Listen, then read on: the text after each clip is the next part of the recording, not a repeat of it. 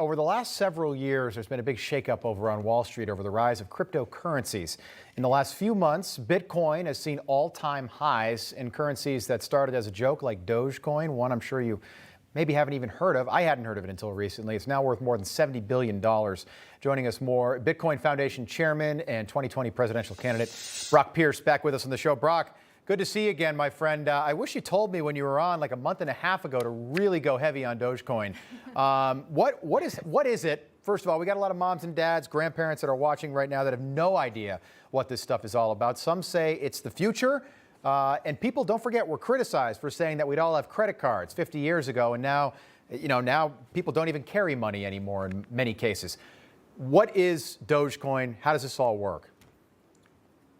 Well, I mean, Dogecoin has been one of the more exciting things that have happened in cryptocurrency. It was started as a half joke.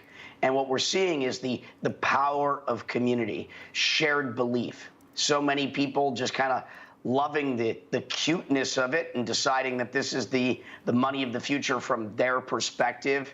We've got Elon Musk, the dog father, going on Saturday Night Live tomorrow, right, which everybody believes is going to be the big driver of the Dogecoin price. But I never encourage anyone to invest in anything, so be very careful. It's like buying GameStop stock, buy $100 to get involved. I wouldn't put your IRA into this one. Yeah, it's fascinating. So you brought up Elon Musk. So he's hosting on Saturday Night Live tomorrow night. I think Saturday Night Live's ratings have been terrible recently, but I think they'll do okay on Saturday night just because people are curious about this guy who might be the world's first trillionaire at some point. Do you think that this is just some kind of bubble that because Musk is behind it, it is getting so much publicity and getting so much attention, this Dogecoin? I mean, definitely. I mean, Elon has got that Midas touch. Everything he touches seems to turn to gold.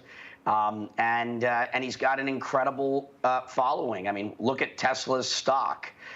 You don't want to bet against that man. And clearly, his support, his enthusiasm has definitely gotten a lot of people interested. And yeah, I think a lot of people will be tuning into Saturday Night Live tomorrow as a result. I don't mean to put you on the spot here, but I do know that if you were to purchase Bitcoin just a couple of years ago, the price was, it was affordable for many, if not all Americans. And you can go back even further, and it was very much affordable. And now, what's a single share of Bitcoin right now?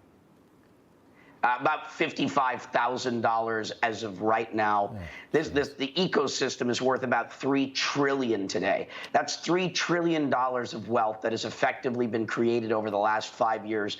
More wealth has been distributed into the hands of people all over the world than any time in history. And it's democratizing opportunity, meaning it's available to everyone. The only advice I give people is to invest in themselves, to invest in their own knowing. Go out and buy $10, $20, $50, $100 worth of Bitcoin. Assume you're going to lose everything that you buy and therefore invest small. But through that process, you'll begin your adventure in learning the future and how one will, what you'll need to know to operate in it. Brock, I always say we got to hang out more. I got many questions for you. Apparently, Warren Buffett, the CEO of Berkshire Hathaway, and Vice Chairman Charlie Munger are not big fans of the crypto market, which makes sense. It might be a generational thing, but take a listen to what they have to say. I think I should say modestly that I think the whole damn development is disgusting and contrary to the interests of civilization. And I'll leave the criticism to others. I'm all right on that one.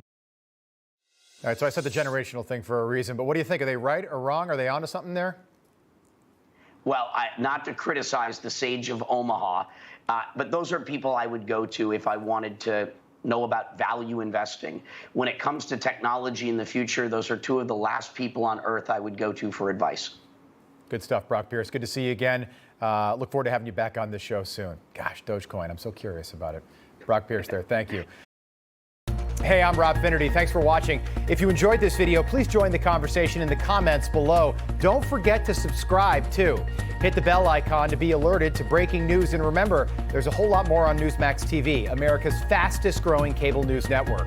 Newsmax TV, we're real news for real people.